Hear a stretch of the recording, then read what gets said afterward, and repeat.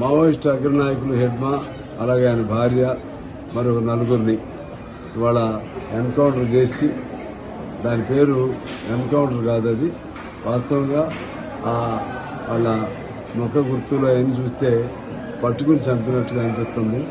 అది ఎన్కౌంటర్ పేరు పెట్టి చేసినటువంటి ఫేక్ ఎన్కౌంటర్గా మేము భావిస్తా ఉన్నాం.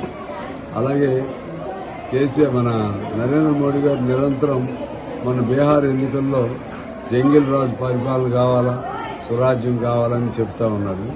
ఇవాళ జంగిల్ రాజు పరిపాలనకు నిదర్శనం ఇవాళ జరిగేటువంటి, ఈ దేశంలో జరిగేటువంటి ఈ బోటికం ఎన్కౌంటర్లు కానీ, మతం పేరుతో జరిగే హత్యలు కానీ, ఇవన్నీ కూడా జంగిల్ రాజు పరిపాలనకి ఇవి నిదర్శనంగా నేను భావిస్తూ ఉన్నాను.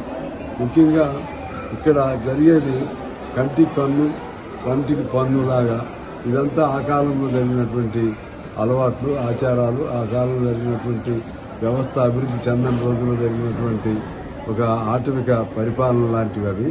ఇవాళ ఏదైనా వాళ్ళు కేసు ఉంటే, ఇన్వాల్వ్ అయి ఉంటే, అది కూడా కొన్నిట్లో ఇన్వాల్వ్ అయ్యారు, అందులో డౌట్ లేదు.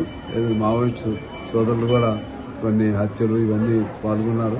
సరే, వాళ్ళ రీజన్స్ వాళ్ళకున్నా సరే వాళ్ళని అరెస్ట్ చేయండి, అరెస్ట్ చేసి విచారణ చేయండి, వాళ్ళు జైల్లో పెట్టండి. ఆ విధంగా మీకు రాజ్యం మీది, రాజ్యానికి మీకు అనేక హక్కులు ఉన్నాయి, అవన్నీ వదిలేసేసి ఇవాళ చంపటమే ప్రధానంగా.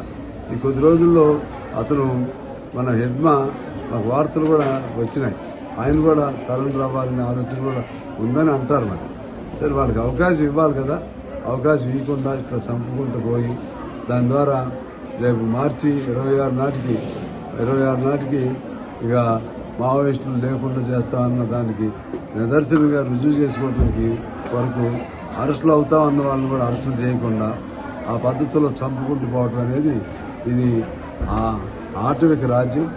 ఆది మానవుల కాలంలో కూడా ఇటువంటిది జరిగి ఉండదు.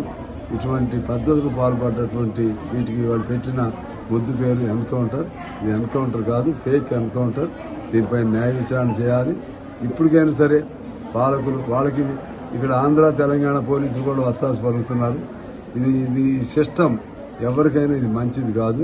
మళ్ళీ ఇది మంచి పదవంతాన అణిచివేయవచ్చు కొంతకాలం, మళ్ళీ ఎంత నువ్వు అణిచివేస్తే అంత అది రబ్బర్ బంతిలాగా మళ్ళా రివర్స్ అవుతుంది. అది కూడా గుర్తుపెట్టుకోవాలి పాలకులు అని తెలియజేస్తూ నేను మీ అందరికీ నమస్కారాలతో